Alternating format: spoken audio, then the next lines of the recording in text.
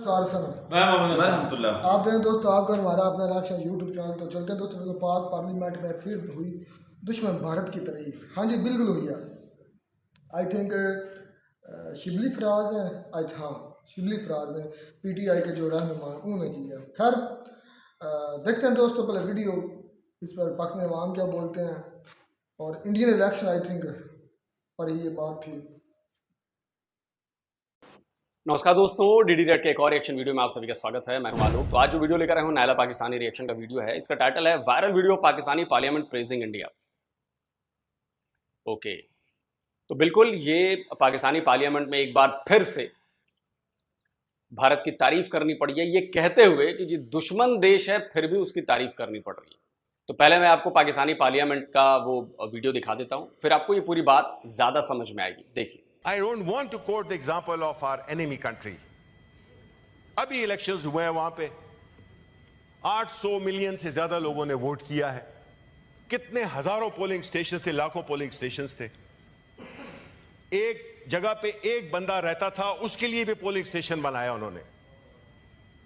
एक महीने का दौरानिया था उस पूरे इलेक्शन का, ईवीएम के जरिए बनाया, कंडक्ट किया। एक आवाज उठी है कि इलेक्शन रिग था। इंतकाल इख्तिदार कैसे हुआ? जनाब चेयरमैन, हम भी उस सफ में शामिल होना चाहते हैं कि ये मुल्क हमेशा इसी लेजिटिमेसी की जंग लड़ता रहो कि इलेक्शन जीता है, ये जीता है, वो नहीं मानता, हारने वाला भी नहीं मानता, और जीतने वाला कहता है कि जी मैं जीत गया हूं। इस किस्म की चीज हमारे पॉलिटिकल सिस्टम को बिल्कुल ही उसने खोखला कर दिया है।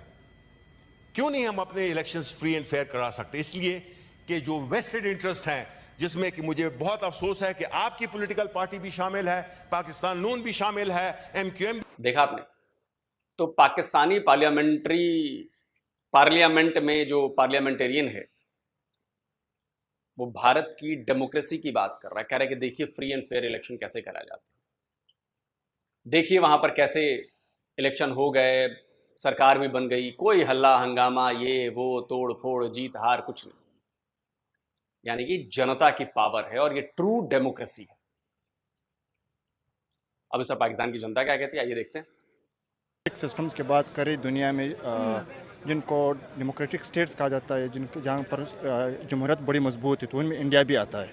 नो डाउट हमें इस चीज़ को एक्सेप्ट करना है। ठीक है। और हम पाकिस्तान को उस लेवल में इंडिया के साथ कंपेयर नहीं कर सकते। ये पाकिस्तान 75 साल के बावजूद भी आज जितने भी हमने इलेक्शन किए उसमें सिर्फ 71 का इलेक्शन हमने फ्री एंड ट्रांसपेरेंट हुआ था। उसके बाद जो हमारे आज का इलेक्शन है उसमें सबसे बड़ी रुकावट हमारे पोलिटिकल पार्टीज खुद है।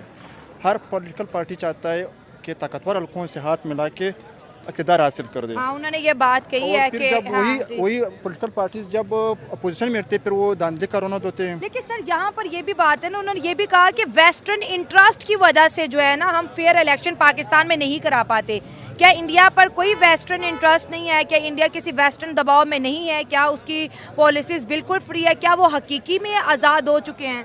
जाहिर सी बात है, 47 के बाद तो हमें सिर्फ ज़मीन का टुकड़ा दिया गया, जोग्राफिया दिया गया। हम इकोनॉमिकली तौर पर तो आज भी गुलाम है वेस्टर्न। कोई प्रेशर है हमारे ऊपर इंडिया में इसलिए नहीं क्योंकि इंडिया इकोनॉमिकली दुनिया के एक थर्ड लार्जेस्ट पावर बन गया। ठीक है। तो जिस तरह वेस्टर्न का दबाव हमारे ऊपर है, उसी तरह वेस्टर्न का दबाव इंडिया के ऊपर नहीं है। वेस्ट इंडिया पे लेकिन सर आज नहीं है ना, हम आज बने हैं ना इकोनॉमी में बेहतर। पहले तो हमारे साथ प्रॉब्लम थी, ज्यादा नहीं, 90s में 90-91 में तो बहुत बड़ी प्रॉब्लम थी, या उसके पहले भी तो थी, लेकिन हम तब भी नहीं झुके। ये कहना किसी भी हद से लॉजिकली सही नहीं है कि दुनिया की इकोनॉमिक पावर बन गया है भारत इसलिए उस पर कंट्रोल नहीं चला। अरे भाई, आज से 30 साल पहले, 40 साल पहले, 50 साल पहले, 76 साल पहले तब भी तो प्रेशराइज किया गया हमें, तब भी हम नहीं झुके ना यार। ये आज की बात नहीं, ये तब से चला आ रहा है। आजाद होते ही हमने अपने इलेक्शंस कराए बहुत जल्दी, हमने अपना संविधान बनाया बहुत जल्दी। क्या बात करते हैं सर? आप देखिए ना, आपने कब, आपका कॉन्स्टिट्यूशन कब बना? ये फर्क है, क्योंकि हमारी लीडरशिप उस वक्त भी बहुत डेडिकेटेड थी भारत के लिए, उस वक्त भी भारत की बात होती थी। कई नीतियों से मैं खुश नहीं हूं पुरानी गवर्नमेंट के, कई नीतियों से मौजूदा गवर्नमेंट से लोग खुश नहीं, लेकिन इसका मतलब ये नहीं कि गवर्नमेंट्स ने भारत के लिए किया नहीं। 1947 से और अब तक गवर्नमेंट्स ने कुछ ना कुछ किया ही है भारत के लिए, और आज उसका नतीजा है कि आज हम जहां पर हैं। जब अगर आधार मजबूत नहीं होगा, बेस मजबूत नहीं होगा, उसकी इमारत मजबूत नहीं हो सकती। हमने बेस मजबूत डाली है, डेमोक्रेसी की बेस मजबूत डाली है, और उस बेस पर जो इमारत खड़ी है भारत की, आज बुलंदियों को छू रही है। इसलिए क्योंकि बेस मजबूत है हमारा, बेस हिला नहीं है हमारा। आपका तो कभी बेस रहा ही नहीं। इंडिया पे दबाव नहीं डाल सकता, लेकिन हम पे डालते हैं। हम डालते क्योंकि हम भीख मांगते हैं अक्सर। ठीक है। इकोनॉमिकली हमारे जो मुल्क के अंदर जो असर रसूख होता है उसमें सऊदी अरब का असर रसूख होता है, हाँ, सऊदी अरब, यूके का होता है ठीक और यूनाइटेड स्टेट्स का होता है। ठीक ये है। तीन वो मेजर पावर होते हैं जो हमारी उसने पॉलिटिकल सिस्टम को, पॉलिटिकल पार्टीज को एक्सप्लॉइट किया हुआ है। ठीक है। वो जब भी चाहे हुकूमत गिरा भी सकता है और हुकूमत बना भी सकता है। तो इस वजह से जो हमारे मेजर पॉलिटिकल पार्टीज होती है, चाहे वो पीपी हो, चाहे वो मुस्लिम लीग नून हो, चाहे वो पीटीआई हो, वो हमेशा अगर उस इक़्तिदार लाना है तो उसने उसको पावर्स को जो डायनामिक्स से यूनाइटेड स्टेट्स हो या वेस्टर्न कंट्रीज, उनको अपने एतमाद में लाना है। उनके सपोर्ट के बगैर आप अपने इक़्तिदार को नहीं हासिल कर सकते।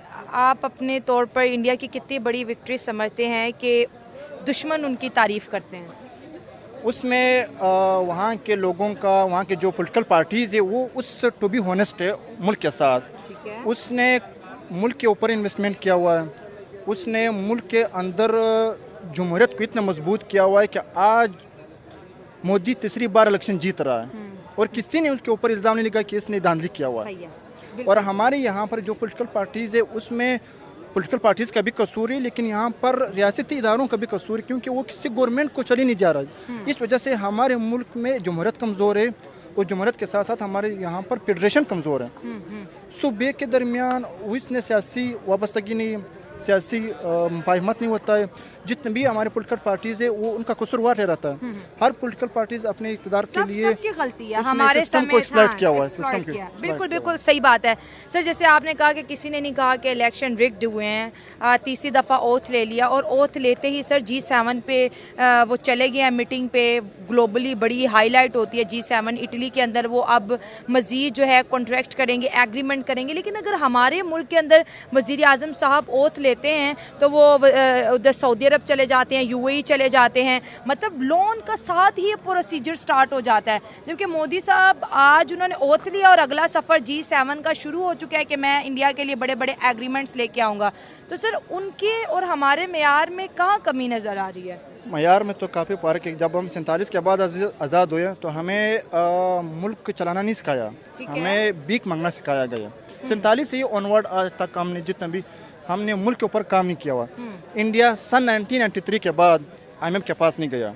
इंडिया उन कंट्रीज़ में है जो IMF को लोन दे रहा है, कंट्रीब्यूट कर रहा है, और हम IMF से ले रहे हैं। इस वजह से जब यहाँ पर जो भी हुकूमत आता है उसका मेन प्रायोरिटी होता है कि हमने IMF के साथ डील करना, और जो डील कामयाब होता है यहाँ पर मिठाइयाँ बांटी जाती है, खुशियाँ मनाई जाती है। लेकिन इंडिया के अंदर इन्वेस्टमेंट्स आ रहे हैं, बाहर के मुल्क इन्वेस्टर्स कर रहे हैं। अभी आपके जो सऊदी अरबिया है उसका सबसे इस वक्त जो मेजर ट्रेडिंग पार्टनर है वो इंडिया है, क्योंकि इंडिया का मार्केट उस लेवल पर है कि वो वहाँ पर जाकर आसानी से इन्वेस्ट कर सकता है और वहाँ से वो कैश भी कर सकता है। हम अपनी इकोनॉमी को इंडिया के साथ, जहां तक मुझे याद है, सबसे बड़ा ट्रेडिंग पार्टनर हमारा शायद रशिया है, सॉरी रशिया कह रहा हूँ, अमेरिका है, फिर चाइना है आई थिंक, अगर मतलब एक्सपोर्ट इंपोर्ट दोनों मिलाकर मैं देखूँ तो, और उसके बाद शायद सऊदी अरब या UAE कुछ ऐसा है शायद, या रशिया भी हो सकता है। लेकिन ऊपर तो शायद USA है, USA से हमारा सबसे ज़्यादा ट्रेड होता है, उसके बाद शायद चाइना है दूसरे नंबर पर। कंपेयर नहीं कर सकते, क्योंकि इंडिया इस वक्त दुनिया की तीसरी बड़ी कुव्वत है, इकोनॉमी में भी, मिलिट्री में भी, और पॉलिटिकली तौर पर तो वो बड़ी स्ट्रॉन्ग है, नो डाउट। और इस वजह से जो वहाँ के जो इन्वेस्टर्स होते हैं वो मुल्क के साथ मुखलिस होते हैं। यहाँ पर हमारे जो बड़े बड़े इन्वेस्टर्स होते हैं, या तो पनामा लीक्स में उनके नाम आते हैं, या जो अभी रिसेंटली दुबई लीक्स आया, सवाल भी कोई नहीं पूछ रहा कि पनामा लीक्स में आपके नाम आए हैं, ये पैसा कहाँ से आया और बाहर कैसे गया, ना कोई सवाल नहीं। इलेक्शन है, EVM एक अच्छा सिस्टम है जिसमें जिसके ऊपर रिसेंटली पिछले इमरान खान के दौर में भी बात चल रही थी, लेकिन हमारे कुछ पॉलिटिकल पार्टीज़ के इंटरेस्ट की ना होने की वजह से पास नहीं हुआ वो बिल पास ना हो सका, उसे वो मंजूरी ना दे सकी। लेकिन ईवीएम देखें एक बहुत अच्छा अप्रोच है कि एक फ्री एंड फेयर इलेक्शन की ज़मानत देता है। ऑलमोस्ट 100% तो नहीं कह सकते, लेकिन ऑलमोस्ट इतना कि आपको श्योरिटी इतनी होती है कि आपका इलेक्शन बिल्कुल फ्री एंड फेयर हुआ। हमारे कंट्री में भी ऐसा बिल पास किया। सर जी आपके यहाँ पता नहीं, हमारे यहाँ 100% है, 100%। ईवीएम इतना सिक्योर है, इतना सेफ है और 100% गारंटी है फ्री एंड फेयर इलेक्शन की किया गया। लेकिन हमारे कुछ पॉलिटिकल लोगों का इंटरेस्ट ना होने की वजह से, उनके अपने बेनिफिट्स ना होने की वजह से उन्होंने इस बिल को सपोर्ट नहीं किया, जिसकी वजह से वो बिल पास ना हो सका। लेकिन सर वैसे मान लीजिए कितनी शर्म वाली बात है ना कि दुनिया आर्टिफिशियल इंटेलिजेंस पे काम करी है और हमारा आज भी इलेक्शन सिस्टम हम अंगूठा लगा रहे हैं। कितनी अच्छा ये सिस्टम मुझे नहीं लगता अभी किसी कंट्री में है कि बैलेट पेपर पे मोहरें लग रही हैं, अंगूठे लग रहे हैं, साइन हो रहा है, आईडी कार्ड कब अपडेट होंगे। जैसे मोबाइल के ऐप्स अपडेट होते हैं, हर चीज़ अपडेट हो रही है, कंप्यूटर की विंडो अपडेट हो रही है, लेकिन हमारा इलेक्शन सिस्टम टच से मस नहीं हो रहा। ये देखिए यही मैं उनसे भी बात करूंगी। हाँ जी बिल्कुल, देखिए जो टेक्नोलॉजिकल चेंज आया है पूरी वर्ल्ड में, जैसे आपने AI की मिसाल दी है, हाँ। तो बेसिकली ये आपके पास इतनी बड़ी अपॉर्चुनिटी है कि जिसके आप एक पॉजिटिव यूसेज से आप ये कर सकते हैं कि आप अपने जो रिजल्ट है उसको बेहतर कर सकते हैं। लेकिन अभी यहाँ पे यही चल रहा है, आपका टाइम इतना कंज्यूम हो रहा है उस इलेक्शन के ऊपर, कितने वोट रिजेक्ट हो रहे हैं, पेपर कितना ज़ाया हो रहा है, तो वो सारी उन चीज़ों से बेहतर है कि आप एक EVM की तरफ जा सकते हैं, इलेक्ट्रॉनिक वोटिंग की तरफ। तो ये एज कम्पेयर एक दफ़ा खर्चा होगा और बार बार यूज होगा। बिल्कुल। तो इस पे आप सारी पार्टी को इंटरेस्ट लेना चाहिए, क्योंकि आप जब आप आगे जितने बढ़ेंगे तो आपका दौर जो आ रहा है वो टेक्नोलॉजी का आ रहा है। सर आप क्या समझते हैं कि इंडिया की कितनी बड़ी विक्ट्री है कि पाकिस्तान उसको दुश्मन भी मान रहा है और फिर दुश्मन की बड़ी महफिल में तारीफ भी कर रहा है? ये देखें बिल्कुल उनकी एक टेक्नोलॉजी के लिहाज से देखा जाए और फ्री एंड फेयर इलेक्शन की जानिब से देखा जाए तो बिल्कुल उनका एक बहुत बड़ी सक्सेस है। हमारे जो मैंने पहले भी बात की है कि सिस्टम हमारा हमें एक इस चीज़ के ऊपर वो करने नहीं दे रहा। अभी कल अभी जो बिल पास अभी हमारा बजट पास हुआ है उसमें एजुकेशन की एलोकेशन ऑफ मनी देख लें, लिटिल अमाउंट ऑफ मनी थे, ऐसी मनी सिर्फ हम रब्बी जितने इल्मा पे ही वो कर रहे हैं। अल्लाह मेरे अल्लाह में जब वो भी अल्लाह से ही दुआ, वो भी अल्लाह से ही हम दुआ करते हैं। जितना हमें एलोकेशन फंड हुआ है एजुकेशन को बिल्कुल एक नेग्लिजिबल अमाउंट में था। ये देखें जितना हम एजुकेशन को प्रमोट करेंगे बेसिक लेवल से हम ऊपर उठेंगे, हमारे अंदर चेंजेस आएंगे। इंडिया को देख लें टेक्नोलॉजी में वो कितना आगे हमसे बढ़ चुका है। हमारे पास क्या सिस्टम का फेलियर है, सिस्टम हमें ग्रो नहीं करने दे रहा। हमारे यूथ भी भर के इधर है। देखिए टेक्नोलॉजी की बात हुई है तो पाकिस्तान की पार्लियामेंट में या कहीं और तारीफ पहली बार तो हुई नहीं। इमरान खान जब बाहर थे और रैलियां कर रहे थे, चुनावी रैलियां कर रहे थे चुनाव से पहले, तब वो अक्सर अपनी रैलियों में भारत की विदेश नीति की तारीफें करते थे, हमारे देश के विदेश मंत्री के क्लिप्स चलाया करते थे, बताते थे कि देखो भारत कैसा है और ये है और वो है। इनफैक्ट अभी सबसे ताज़ा जो था जब ये आपका ये छोटा सा फुंतरू चाइना ने भेज दिया था, चाइना के फंडिंग से, चाइना के मशीनरी से, चाइना के इलेक्ट्रॉनिक्स से, सब कुछ चाइना से हुआ था। वो मून मिशन जो आप सो कॉल्ड आपका मून मिशन था, तो उसके बाद भी पार्लियामेंट में तारीफें हुई हैं हमारी। वो क्लिप में सुना देता हूँ, सुनिए। आज हालात ये हैं कि दुनिया चांद पर जा रही है और हमारे यहाँ मासूम बच्चे खुले हुए गटर में गिरकर मर रहे हैं। एक ही स्क्रीन पर एक खबर है कि इंडिया चांद पर चला गया और उसके 2 सेकंड के बाद खबर है कि कराची में किसी गटर का ढक्कन ना होने की वजह से बच्चा गिर गया, मर गया। और ये हर तीसरे दिन की खबर है 15 सालों से। और ये मैं सर एतराज के तौर पर, पॉइंट स्कोरिंग के तौर पर नहीं कह रहा हूं, ये मैं गुजारिशात कर रहा हूं। ये मैं सदर पाकिस्तान से गुजारिश कर रहा हूं, ये मैं पार्टी के चेयरमैन से गुजारिश कर रहा हूं। चूंकि उन्होंने स्पीच की है, वो सुनते हैं, मैं उनके गोश गुजार लाना चाहता हूं। 15 सालों से सर कराची जैसे शहर को एक कतरा नया पानी नहीं दिया गया, एक कतरा। और जो पानी उन लाइनों में आता था उस पानी को भी पानी माफिया, टैंकर माफिया चोरी करके वही पानी कराची वालों को बेचते हैं। आज पूरे सर सिंध भर में हमारे पास 48,000 स्कूल्स हैं। उन स्कूल्स में 11,000 स्कूल्स अभी रिपोर्ट पेश हुई है हाई कोर्ट में कि वो गोस्ट स्कूल है।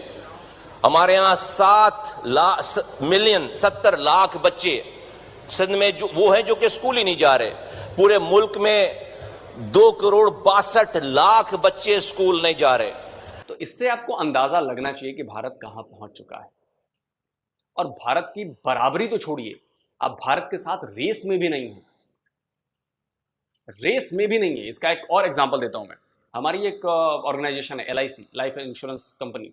अभी तक तो आपने टाटा के बारे में जाना था कि टाटा की जो ओवरऑल जो एसेट्स हैं वो मार्केट कैप है वो पाकिस्तान की GDP के को भी पार कर गए। LIC के पास पाकिस्तान से की GDP से डबल पैसा है। पाकिस्तान की जितनी GDP है उससे डबल पैसा LIC के पास है हमारी। और अभी तो कई चीजें हैं जो बाहर नहीं आती हैं आपके। आप सोचो, स्क्रीनशॉट लगा दिया, देख लिया ना आपने, डबल पैसा LIC के पास है पूरे पाकिस्तान की GDP। मतलब हमारी एक LIC आपके पाकिस्तान को 2 बार खरीद सकती है। कि हर काम में हमसे आगे है, क्योंकि वहाँ पे निज़ाम है, अदल है, ठीक है। वो हर चीज़ को मद्देनजर रखते हुए अब उन्होंने इलेक्शन करवाया, 80 मिलियन लोगों ने वोट दिए हैं। किसी ने भी ये नहीं कहा कि इलेक्शन में धांधली हुई है, इलेक्शन में करप्शन हुई है, क्योंकि उनका एक निज़ाम है और वो उनके जो EVM के थ्रू करवाया। और ये भी उन्होंने कहा कि अगर किसी एरिया में एक वोटर है तो उन्होंने उस एक वोटर का वोट लेने के लिए वहाँ पे जो है सारा पोलिंग स्टेशन वहाँ पे मतलब वहाँ पे उन्होंने आवाम को तरजीह दी है। और यही नहीं, उस एक वोटर तक पहुंचने के लिए अगर 40 किलोमीटर तक पहाड़ चलना है, चढ़ना है, ट्रैकिंग करनी है, 5 नदियों को पार करना है, तब भी हमारे चुनाव आयोग के लोग गए हैं और उस एक वोटर के लिए इतनी मेहनत करने के बाद भी वो वोट उन्होंने रजिस्टर कराया है। यह है हमारे यहां चुनावी प्रक्रिया। खतरनाक से खतरनाक इलाकों तक पहुंचे हैं हमारे चुनाव आयोग के लोग वोट कराने, क्योंकि एक एक वोट कीमती है और हम अपने नागरिकों का सम्मान करते हैं, उनके वोट का सम्मान करते हैं। इसलिए हम कहते हैं कि हम दुनिया के सबसे बड़ी डेमोक्रेसी। आपसे तो 25 करोड़ का मुल्क नहीं समझ ला, हम 140 करोड़ का संभाल रहे हैं। आपके जैसे 3 मुल्क हमारे अंदर है, करीब करीब, अरे 3 कह रहा हूं, सॉरी 6 मुल्क। 140 है ना, आप 25, वहां तक करीब करीब 6 मुल्क। उनकी यानी कि सिलेक्शन का उन्होंने यानी कि भरपूर मान रखा है। किसी इलाके में 1 वोट देने वाला है, वहाँ पे भी पोलिंग स्टेशन कायम किया। किसी इलाके में 1000 वोट देने वाला है, वहाँ पे पोलिंग स्टेशन कायम किया। 1 माह तक चलता रहा और 1 माह पूरा ये निज़ाम चला है। और उसके बाद फिर सिलेक्शन हुई है, ठीक है। उसके बाद देखा गया किसके वोट ज़्यादा हैं, किसका इक़्तिदार ज़्यादा है, उसको फिर वहाँ पे हुकूमत में लेके आए हैं। हाँ, वोट कलेक्ट करके लेके आए। तो सर आपको क्या लगता है कि जिस तरह से इंडिया ने एक मॉडल दुनिया के सामने पेश किया है, एजुकेशन के पॉइंट ऑफ व्यू से देख लें, टेक्नोलॉजी के पॉइंट ऑफ व्यू से देख लें, जमहूरियत के पॉइंट ऑफ व्यू से देख लें, कि आज जो हमारे मिनिस्टर्स हैं जो पार्लियामेंट के अंदर बैठे हैं वो कहते हैं, मानते हैं कि दुश्मन मुल्क है लेकिन तारीफ़ के काबिल है। जी बिल्कुल, मैंने आपसे पहले भी यही बात की है कि तरक्की के लिहाज से देखा जाए और मुआशी निज़ाम के लिहाज से देखा जाए तो इंडिया हमसे कई दर्जे आगे है। अब देखें वहाँ पे नई नई कंपनियाँ, नए नए IT के प्लानर्स, और देखें अब टेस्ला एक मशहूर कंपनी है। अभी पाकिस्तान में उसकी कोई चंद एक ही गाड़ियाँ जिन्होंने ली हुई लोगों ने, वहाँ पे उनका वो पूरा एक सेटअप बनाने जा रहे हैं। पाकिस्तान में लोगों ने टेस्ला ले लिया, क्या बात कर रहे हैं? पाकिस्तान में किसी ने टेस्ला लिया है? भारत में किसी ने लिया टेस्ला? मुझे तो याद नहीं आ रहा। कमाल है। ठीक है, अभी रिसेंटली आपने देखा होगा कि वहाँ पे जो बिजनेसमैन है मशहूर मुकेश अंबानी, उनके बेटे की शादी हुई है। मशहूर जो बिजनेसमैन टाइकून वहाँ पे आए हैं, उन्होंने विजिट किया है। ये उनका एक विजिट उनके लिए बड़ा कारआमद साबित होगा, उनके लिए बिजनेस में, उनके लिए उनकी यानी कि बहुत ज़्यादा तरक्की के उनके लिए बहुत फ़ायदेमंद होगा। ठीक है, हमें हमारे सियासतदानों को चाहिए कि ये सियासी झगड़े छोड़कर मुल्क की तरफ, तरक्की की तरफ गामजन होना चाहिए, ताकि मुल्क एक तरक्की की राह पे गामजन हो सके। और इस्टेब्लिशमेंट को ये चाहिए कि वो भी ज़रा अपना इजहार राय बदले। बस बस वहाँ पर बिजनेस है, डेमोक्रेसी है, इन्वेस्टमेंट वहाँ पर सेव है, तो हम दुश्मनी से बाहर निकल कर उसको अपना एज अ दोस्त, एज अ ट्रेडिंग पार्टनर क्यों नहीं डील कर लेते? एक चीज़ मैं आपको बता दूँ, हम इंडिया को अपना हरीफ समझ रहे, ये गलतफहमी में। इंडिया हमें दुश्मनी समझ रहा है। इंडिया दुश्मनी समझ, इंडिया कह रहा है कि पाकिस्तान मेरा काबिल ही नहीं कि मैं उससे दुश्मनी कर सकूं। ये बड़ी दफा उन्होंने क्या ऑन रिकॉर्ड कर रहे और बड़ी फख्र के साथ ये बात कर रहे। हमने इस चीज़ से निकलना होता है। 21वीं सदी में ये दुश्मनी दोस्ती से हमें निकलना होता है। क्योंकि इस वक्त जो दुनिया का सबसे डेंजर इंटरेस्ट होता है इकोनॉमी वाइज, जितना आप इकोनॉमिक वाइज आप स्ट्रॉन्ग होगी उतना ही आपको दोस्ती होगी। ठीक है। इस वक्त जो इंडिया का जो मार्केट है इकोनॉमिक वाइज वो इमर्जिंग मार्केट है, इसलिए वहाँ पर गल्फ कंट्रीज़ और यूरोपियन कंट्रीज़ वो इंटरेस्टेड है कि मैं वहाँ पर इन्वेस्टमेंट कर दूँ। उसके मेन चीज़ कुछ वजूहत ये है कि वहाँ पर पॉलिटिकल स्टेबिलिटी है, वहाँ पर वहाँ के जो लोग हैं वो उस मुल्क के साथ मुखलिस है। मेन चीज़ है आपके मुल्क नेशनलिज्म है ना वहाँ पे, हाँ। मेन चीज़ है कि आपके मुल्क में पॉलिटिकल स्टेबिलिटी होनी चाहिए लॉन्ग टर्म्स के लिए। बदकिस्मती से हमारे तो यहाँ पर 3 साल 2.5 साल की हुकूमत बनती है फिर गिराया जाता है। हाँ तक इलेक्शन ही नहीं फेयर हुए तो हुकूमतें कहाँ से तो इस चलेंगी? वजह से ना, और मेन चीज़ है कि एक चीज़ है कि पाकिस्तान में फेडरेशन भी कमज़ोर है। फेडरेशन मीन्स आपके सूबों के दरमियान उस तरह के कोऑर्डिनेशंस नहीं है, बैलेंस नहीं है। इस वजह से यहाँ पर जो है बड़े मसाइल होते हैं। अब टैक्स का निज़ाम नहीं है, जो अभी करंट बजट पेश हुआ था, देखिए गरीब के लिए। देखिए ये तो बात है कि हमारा जो फेडरल स्ट्रक्चर है वो थोड़ा मजबूत है। अब इसका मैं बहुत बड़ा एग्जांपल देता हूँ। ये केरल बड़ा दावे कर रहा था, केरल मॉडल का डेवलपमेंट, केरल मॉडल का डेवलपमेंट, केरल मॉडल का डेवलपमेंट, सब फ्रीबीज बांट के ये करके वो करके उन्होंने चौपट कर लिया। बड़ा ये करने की कोशिश की कि जी हमने बड़ा डेवलपमेंट काम किया, लेकिन क्या हुआ, आप कंगाली के कगार पर पहुंच गए। फिर आपने सेंटर से गुहार लगाई कि भैया कुछ पैसे दे दो। अब सोचिए अगर फेडरल स्ट्रक्चर हमारा मजबूत नहीं होता, सेंटर ने 20-21 हज़ार करोड़ रुपए केरल को दिए हैं बचाने के लिए डिफॉल्ट से। लोगों को भी समझना पड़ेगा, और कहने को केरल 90% प्लस एजुकेटेड स्टेट है, तो जब वहां पे ऐसी गलतियां होती हैं तो आप समझ रहे हैं क्या होता है। तो अगर स्टेट और सेंटर का यहाँ पे फेडरल स्ट्रक्चर हमारा मजबूत नहीं होता तो सेंटर थोड़ा दाएं बाएं कर देता है, ये तो हमारे खिलाफ जाते ही करते हैं, इनको पैसे ही मत दो।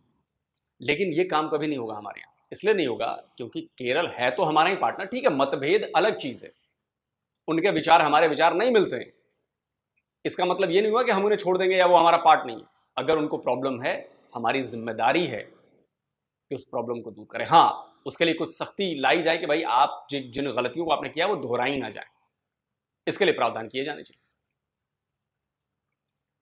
तो ये होता है फेडरल स्ट्रक्चर कि अगर हमारा कोई स्टेट प्रॉब्लम में है तो हम करते हैं, और जो भी कमजोर स्टेट्स हैं सेंटर से उसको मदद जाती है, बदले में सेंटर उससे टैक्स भी कलेक्ट करता है, बहुत सारी चीजें। तो ये वाइस वर्सा है। 19,000 का बजट आपने पेश किया, 19,000 अरब का, लेकिन उसमें 9,000 अरब का आपका खसारे मच जा रहा है। बड़ी सोचने के बाद है। और ये हमसे कलेक्ट होगा, कलेक्ट हुआ ना। अभी गवर्नमेंट ने 380 अरब और भी टैक्स लगाने हैं, किसने बर्दाश्त करना, हमने बर्दाश्त करना। हम तो मर जाएंगे। तो इससे आपका इन्फ्लेशन रेट और भी बढ़ेगा। इन्फ्लेशन कोई गुड न्यूज़ नहीं है, नहीं, कोई गुड न्यूज़ किस तरह कह सकते हैं ना। आपका बजट मोर देन 50% खसारे में जा रहा होता है, तो उस खसारे को कवर करने के लिए उन लोगों ने और भी टैक्स इम्पोज करने, तो टैक्स चाहे डायरेक्ट टैक्स हो या इनडायरेक्ट टैक्स हो, हम ही बियर करने होता है। अशराफिया ने तो एंजॉय करना होता है। और साथ साथ करीब करीब बॉर्डर है तो हमें पैसा भी ज़्यादा बचेगा। जी बिल्कुल, पैसा ज़्यादा बनेगा, इकॉनमी ऊपर जाएगी, मुल्क की नाम होगा, जब ट्रेड होगी तो किसान भी खुशहाल होंगे, बॉर्डर्स खुलेंगे। क्या लगता है कि तीसरा टर्न्योर मोदी साहब ने जैसे ही ओथ लिया है तो वो इटली के लिए निकल गया, G7 के लिए, फिर दुनिया में बड़ी बड़ी खबरें छपेंगी, इंडिया के नाम लगेंगे, बड़े बड़े एग्रीमेंट्स होंगे।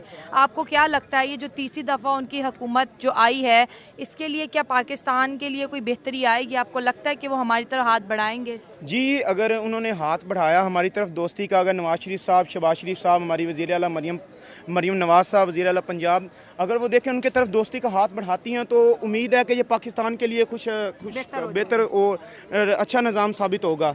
और अगर ये इसी तरह दुश्मनियाँ और सियासी झगड़े चलते रहे तो वो तो हमसे कई ज़्यादा आगे तरक्की कर जाएंगे। ठीक है, आगे भी उनका बहुत अच्छा निज़ाम है, उनके किसान भी खुशहाल हैं। चलो छोटी मोटा मोटी बातें हो गई। देखिए प्रॉब्लम तो हर जगह होती है, हमारे देश में भी, और डेमोक्रेसी के जिस लेवल को हमने अचीव किया है, इस लेवल पर पहुंचना इतना आसान नहीं था। बहुत बलिदानों के बाद हम यहाँ पहुंचे। हमेशा से हमारे यहाँ इलेक्शन फ्री एंड फेयर नहीं हुआ, हिंसा हुई है, लोग मरे हैं, लोगों ने अपनी जानें दी हैं, लाठियां खाई हैं, बहुत कुछ हुआ है। अभी भी होता है थोड़ा बहुत इधर उधर, कहीं कहीं कुछ गड़बड़ी करने की कोशिश की जाती है तो लाठियां चलती हैं, गोलियां चलती हैं, सब कुछ होता है। एक ज़माना वो भी था जब बूथ कैप्चरिंग होती थी, जब ईवीएम से नहीं होता था, जब बैलेट बॉक्स में बैलेट से होता था। तो जो लोग डिमांड कर रहे हैं कि बैलेट बॉक्स में क्या होता है कि जो लोकल लोग वहाँ पे हैं वो अगर जुट जाएं तो वो तो बूथ कैप्चरिंग हो जाएगी, दनादन छपा जाएंगे और उसका कोई रिकॉर्ड नहीं। तो पहले ये बहुत होता था, अब ईवीएम से लेके जो कुछ लोग हैं ना वो चाहते हैं दोबारा कि भैया वो बैलेट बॉक्स वाला आ जाए कि बंदूक दिखाएं और कब्जा कर लें, कोई बोलेगा नहीं, डर से जान से जाएगा। ईवीएम में हो नहीं पाता वैसा।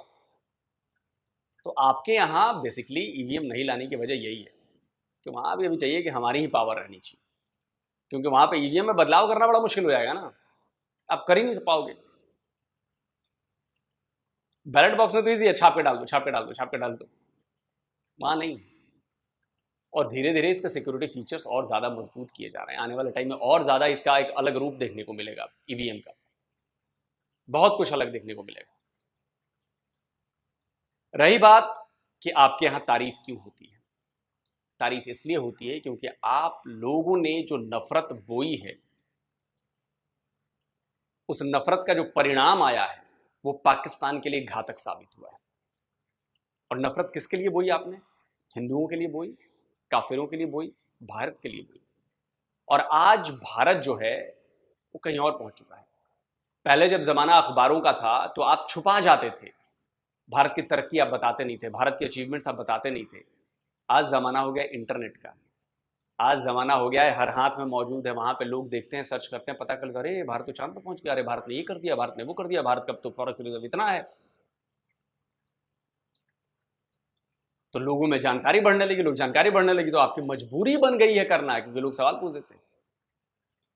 दूसरी बात, अब इस चीज़ पर काबू कैसे पाया जाए? तो अभी शायद मैं कहीं पढ़ रहा था, स्क्रीनशॉट मिलेगा तो लगा दूंगा, अभी मैं पढ़ रहा था कि पाकिस्तान ने चाइना की तरह एक फायरवॉल सेटअप कर लिया चाइना की मदद से। अब वो फायरवॉल के जरिए, आपको तो पता है चाइना में फेसबुक बैन, यूट्यूब बैन, ये बैन, ट्विटर बैन, सब सब सब बैन, सब कंट्रोल्ड मीडिया है वहां पर, सोशल मीडिया भी कंट्रोल्ड है। तो बधाई हो पाकिस्तान, आपके यहाँ भी अब कंट्रोल्ड सोशल मीडिया होने वाला है। भारत की कोई चीज़ अब उधर आएगी नहीं फिर से, तो सब ब्लॉक कर दिया जाएगा। भारत की कोई अचीवमेंट आप तक नहीं पहुंचने वाली है, भारत की कोई चीज़ नहीं पहुंचने वाली है। हो सकता है हम लोगों का चैनल भी आप तक नहीं पहुंचेगा, खैर उससे कोई फर्क नहीं पड़ता, क्योंकि मेरे में तो 0.1 पता नहीं 1% से भी नीचे है पाकिस्तानी जो देखते हैं, तो मेरी सेहत पर कोई फर्क नहीं पड़ता कि पाकिस्तानी देखेंगे नहीं देखेंगे। मेरी जो जनता है वो मेरे देश के लोग, मेरे जो व्यूवर है वो मेरे देश के लोग, लेकिन आपके जो व्यूवर है वो भी मेरे देश के लोग, मैक्सिमम फर्क आपके ऊपर पड़ेगा। तो खबर दे रहा हूँ, पाकिस्तान के जितने यूट्यूबर हैं, सोशल मीडिया पर काम करने वाले हैं, आपके बुरे दिन आने वाले हैं, बुरे दिन। जब वो चीज़ दिखनी ही बंद हो जाएगी बाहर, तो आप बाहर पाकिस्तान के अंदर दिखाते रहो, क्या फर्क पड़ता है कि नहीं? गेम बड़ा है गुरु, गेम छोटा नहीं है। इंडियंस गेम छोटा नहीं करते, बड़ा गेम करते हैं। गेम कर दिया ना हमने, आपको मजबूर कर दिया आपकी सरकार को, कंट्रोल करो, कंट्रोल करो, कंट्रोल करो। और ऐसा कंट्रोल होगा, देखिए कंट्रोल नहीं भी करेंगे तब भी भारत का फायदा है, और कंट्रोल करेंगे तब भी भारत का फायदा है। एक कहावत हमारे यहाँ, चित भी मेरी पट भी मेरी। भारत चाणक्य का देश है, चित भी अपनी करता है, पट भी अपनी करता है। मेरी पुरानी बातें याद करिए, संयम रखना सीखिए। संयम बड़ी जरूरी चीज़ है, पेशेंस जिसे कहते हैं। धीरे धीरे काम होता है हमारा, प्लानिंग धीरे धीरे होती है, लेकिन जब प्लानिंग हमारी पूरी होती है ना, तब उसका असर जब दिखता है तो लगता है अरे ऐसे कैसे कर दिया भारतीयों ने। यही तो है फायदा हमारा। बाकी कमेंट करके आप बताएं आपका क्या कहना है। जल्दी मिलता हूं एक और नए वीडियो के साथ। नमस्कार, जय हिंद। देखते हैं वीडियो पहले, फिर बात करते हैं। तो ये दोस्तों वीडियो होगी खत्म। अच्छा, बात चल रही थी स्टैब्लिशमेंट पर बात आई है, कहता भाई बस मतलब ना पाकिस्तानियों, वो कह रहा था कि भाई जो एस्टेब्लिशमेंट है ना उसको इजहार राय बदलना चाहिए बस। आपकी बातों से या हमारी बातों से तो वो अपनी नीयत और इरादे जो है वो बदलने वाले हैं ना। नहीं, ये यार वाकई सच है क्या कि इंडिया का ये बड़ी बात मशहूर है, पता किस एरिया का नाम ले रहे थे, वहाँ पर एक वोटर के लिए भी मशीन लगी हुई थी, यहाँ एक वोटर था वहाँ। ये क्या सीन है? हो सकता था नहीं, वाकई वहाँ सिर्फ एक ही वोटर था, एक ही वोटर था, उसके लिए यार मेरी बात सुने, देखें कि उसने वोट किस तरह फिर जो है देना था, अपने कास्ट करना था। नहीं, ईवीएम मशीन जो लगी हुई थी एक वोटर के लिए, या एक वो लोग सर भी कह रहा था कि 40 किलोमीटर चढ़ाई भी चढ़ के जाना पड़ती, तुम्हारे ऐसे जो अमला है इलेक्शन कमीशन का वो पहुंचा।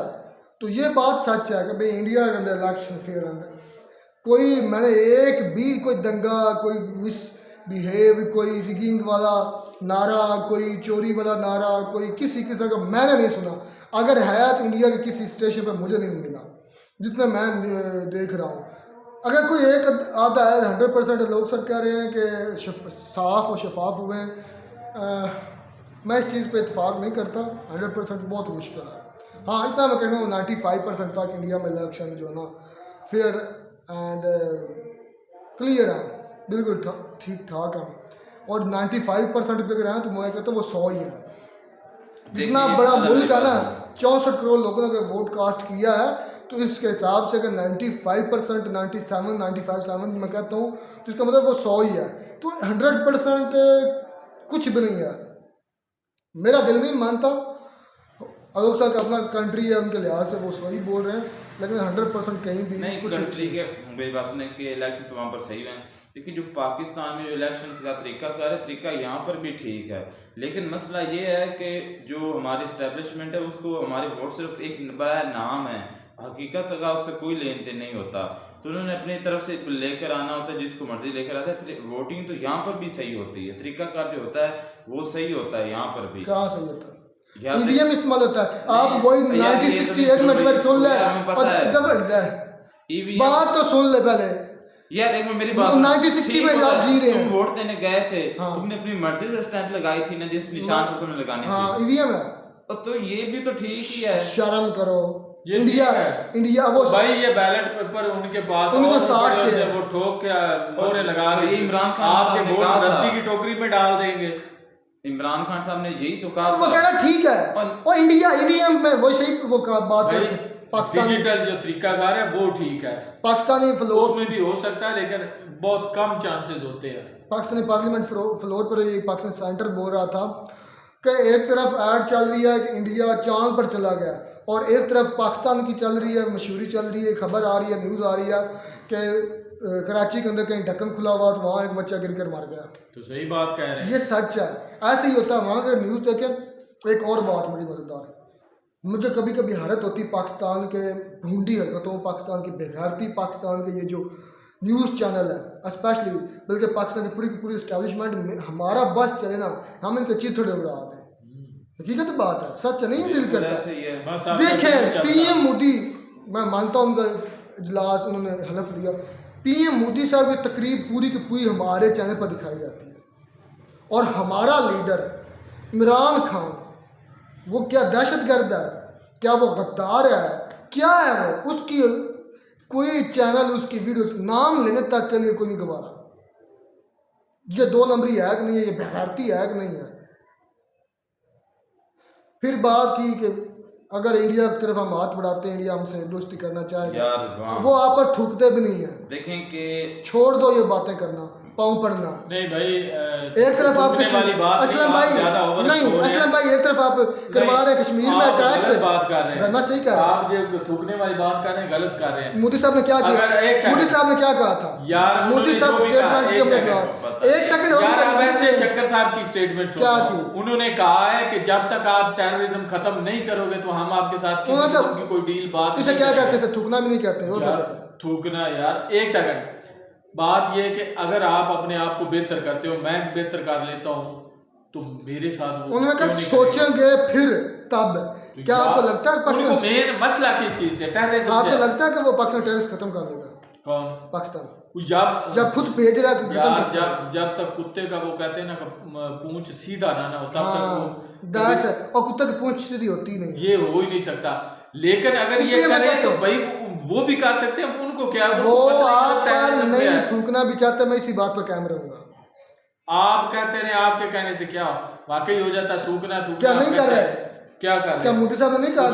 हाँ नहीं, बड़े उन्होंने भाई अच्छे अंदाज में एस जयशंकर साहब ने कहा है कि जब तक पाकिस्तान जो टेररिज्म मोदी साहब ने पाकिस्तान खत्म नहीं करेगा तब तक हम उनके साथ कोई डील स्टेटमेंट क्या दी है पीएम मोदी ने पाकिस्तान के बारे में? क्या दी? पढ़ा करो, सुना करो।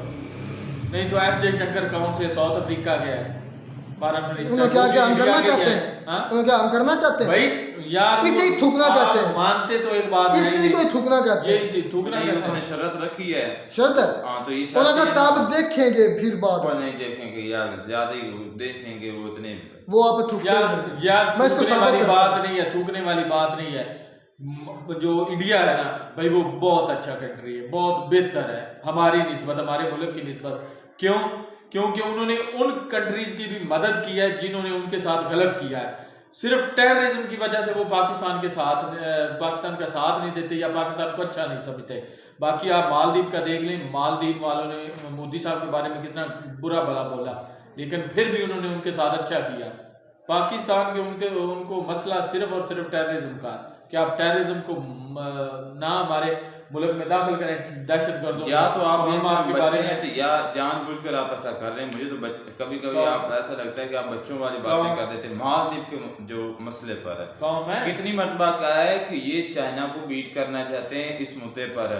अगर चाइना आ जाता है मालदीव में, जो कि आ भी चुका है, तो ये इंडिया के लिए मुश्किल नहीं। तो फिर क्यों वो मालदीव वाले आगे हेल्प मांगते हैं? इनके उनकी चीजें अगर खत्म हो जाती हैं, जो उनकी बेसिक नीड्स जो पूरी करती हैं, वो अगर खत्म हो जाती हैं, तो पाकिस्तान इंडिया की तरफ क्यों आते हैं? उन्होंने लेनी है, मेरी बात सुने, पैसा से वो बगैरती कर लें, कंट्री से ले लें। अच्छा, पाकिस्तान की चेक करें, कसमा पुरसी गरीबी और पाकिस्तान की गरीबी बेचारी पॉवर्टी चेक करें कि इंडिया की एक कंपनी में नाम ले रहे थे लोग सर, LIC, उसकी टोटल जो इनकम है या टोटल जो ट्रेड या उनका बिजनेस है वो पाकिस्तान की इकॉनमी से डबल है। यार कौन सी इकॉनमी है पाकिस्तान की? क्या बात है, तो शर्म हमें आनी चाहिए पाकिस्तान की इकॉनमी की बात करते हुए। पॉइंट टू बी नोटेड, इसलिए हमें पाकिस्तान पर भी शर्म होनी चाहिए। मेरी बात सुनो, इसलिए हमें पाकिस्तान पर भी शर्म होनी चाहिए। अब मानो ये खबर सुनी तुमने थी खुद कि मान लिया पाकिस्तान के पास खुद सिर्फ इतना यार छोड़ो कि एक हफ्ता तक जो है ट्रेड हो सकती है, तुमने खुद मान लिया, पाकिस्तान खत्म, तुमने खुद फिनिश हो जाएगा। तुमने खुद लेकिन आज तक कोई जो है देख लें कि गुजारा लेकर भाई वो पार्लियामेंट में खड़े होकर जो भी भाई साहब बोले है ना, उन्होंने तारीफ की है, तो कोई हरज नहीं है। वो इमरान खान साहब मुल्क जो है ना, इंडिया जो है वो भाई तारीफ के काबिल है, हमसे तो बहुत बेहतर है, हमसे इमरान खान साहब भी कहते ये हकीकत है, इस बात को मिलता नहीं वीडियो में नाटक साथ। God bless you.